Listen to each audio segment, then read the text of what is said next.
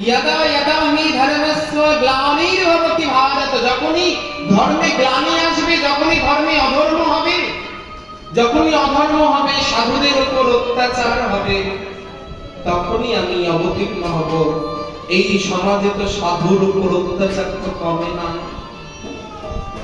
সাধুর উপর অত্যাচার তো কমে না, আরো বেড়েছে। তোমার চারিদিকে টিভি খুললেই, ফোন খুললেই, সোশ্যাল মিডিয়ায় দেখবেন সাধুদের উপর অনবরত অত্যাচার হয়েই চলেছে, হয়েই চলেছে। সাধুর উপরে অত্যাচার কমে নাই, তাহলে ভগবান আসছে না কেন? অধর্ম তো কমে নাই, অধর্ম আরো বেড়েছে, ভগবান আসছে না কেন? পাপ তো বেড়েছে, ভগবান আসছে না কেন?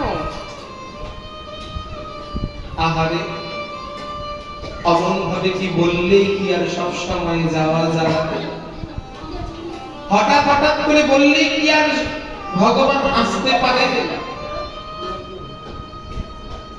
সমুদ্রের তো অনেক জল, তা সমুদ্র যদি ইচ্ছা করে আমি সবার বাড়ি বাড়ি গিয়ে জল পৌঁছে দেব, সমুদ্র পারবে তো? সমুদ্র সবার বাড়ি বাড়ি আসতে পারবে না। অনেক জল তো আসতেই তো পারে, কিন্তু উপায় নাই তো। সমুদ্র সবার বাড়ি আসতে পারবে না, সবার খেতে জমিতে যেতে পারবে না, পৌঁছতে পারবে না। পানীয় জল সবার হতে পারবে না, যদিও আসে তাতেও এই সমুদ্রের জলে, খালের জলে জমি নষ্ট হয়ে যাবে, ফসল নষ্ট হয়ে যাবে, সরাসরি আসবে না। কিন্তু সেই সমুদ্রের জলেই যখন মেঘ হয়ে বাষ্পীভূত হয়ে, মেঘ হয়ে যখন জগতে বৃষ্টি দিচ্ছেন, তখন সেই সমুদ্রের জলই তো জগতের প্রত্যেকের বাড়িতে বাড়িতে পৌঁছচ্ছেন। তাই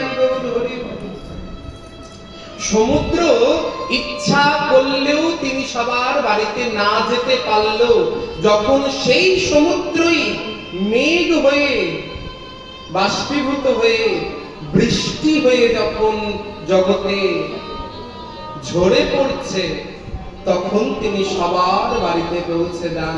বললেন ভগবান হচ্ছেন এই সমুদ্র, ভগবান হচ্ছে এই প্রেম সিন্ধু, প্রেমের সাগর, প্রেমের সমুদ্র। ভগবান সেই সমুদ্রের জল হয়ে যেতে না পারলেও সেই ভগবান রূপী সমুদ্র থেকেও মেঘ রূপী গুরুদেব হয়ে তিনি প্লাবন করে জগতের প্রত্যেকের ঘরে ঘরে পৌঁছে যান। ভগবান যখন দেখছেন যে দেখো আমি তো জীবের একমাত্র কল্যাণ, আমি তো জীবের একমাত্র আশ্রয়, আমি তো জীবের একমাত্র গতি স্থিতি, আমি তো জীবের ভগবান, আমার ছাড়া তো আর কোনো উপায় নাই, কলির জীবের আর তো কোনো গতি নাই, উপায় নাই, আমাকেই তো যেতে হবে। কিন্তু এই শরীরে তো যাওয়া যায় না, আমি সাক্ষাৎ সদ্গুরুদেব হয়েই জগতের জীবের কল্যাণ করব। সাক্ষাৎ ভগবানের গুরুদেব হয়ে জগতের জীবকে ভগবান কল্যাণ করে, জীবকে নিস্তার সাক্ষাৎ গুরুদেব রূপেই ভগবান নিস্তার দেন। এই জন্যই তো বললেন জীবের নিস্তার লাগি নন্দ সুত হরি, ভুবনে প্রকাশ হন গুরু রূপ ধরি। জীবের নিস্তার লাগি, এই জীবের দুঃখ কলহ দুর্দশা, জন্ম জন্মান্তরের এই সংযোগ বিচ্ছেদ, সেই পূর্ণের জন্যই, এই দুর্দশা নাশ করার জন্যই জীবেরও নিস্তার লাগি নন্দ সুত হরি। ওই নন্দের বেটা কৃষ্ণ, সেই নন্দ সুত হরি তিনি আসেন গুরু রূপ ধরি। জীবের নিস্তার লাগি নন্দ সুত হরি, ভুবনে প্রকাশ হন গুরু রূপ ধরি। সাক্ষাৎ ভগবান তিনি নিজেই গুরুদেব হয়ে আমাদের কাছে আসেন। সমুদ্রের জল থেকে মেঘ হয়ে বৃষ্টি হয়ে জগতের কাছে পৌঁছে যায়, আর ভগবান ওই গুরু রূপ ধরে জগতের কাছে পৌঁছে যায়। কারণ্য ঘন ঘনতম বিগ্রহ, গুরু রূপ ধরেই জগতের কল্যাণ করে।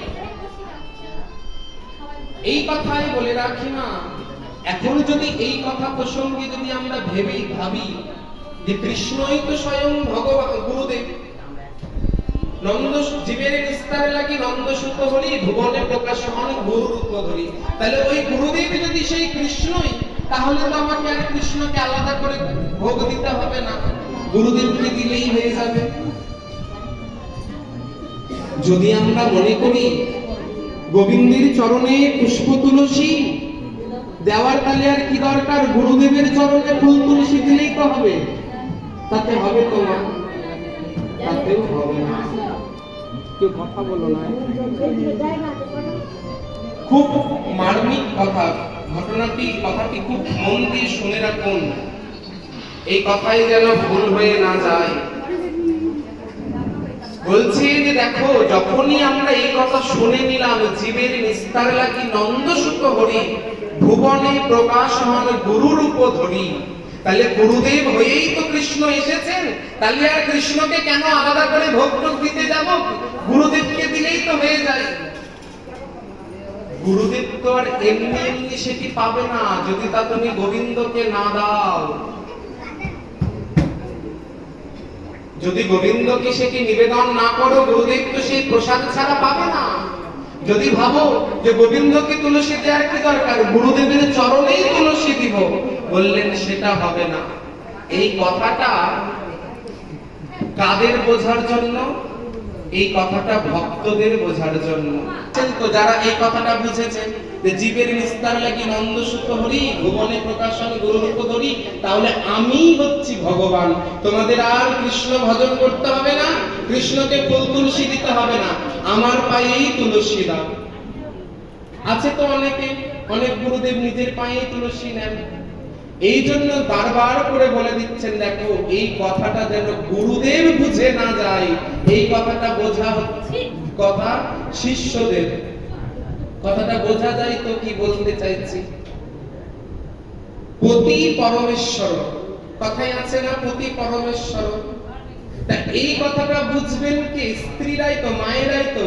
যদি এই কথা বাবারা বুঝে যায়, তাহলেই তো বিপদ হয়ে যাবে। পতি পরমেশ্বর, আমি তো তোমার ভগবান, আর পাঠে যাওয়ার দরকার নাই, ভগবান রাখার আর দরকার নাই, আমি তোমার ভগবান।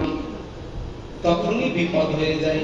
এই কথা যেন বাবারা বুঝতে না যায়। পতি পরমেশ্বর অর্থাৎ স্বামী পরমেশ্বরের সমতুল্য, ভগবানের সমান, ভগবানের সমশ্রদ্ধা ভক্তি জ্ঞান করতে হবে, ভগবানের সম প্রেম শ্রদ্ধা ভক্তি ততস্থ রাখতে হবে, নিবেদন রাখতে হবে।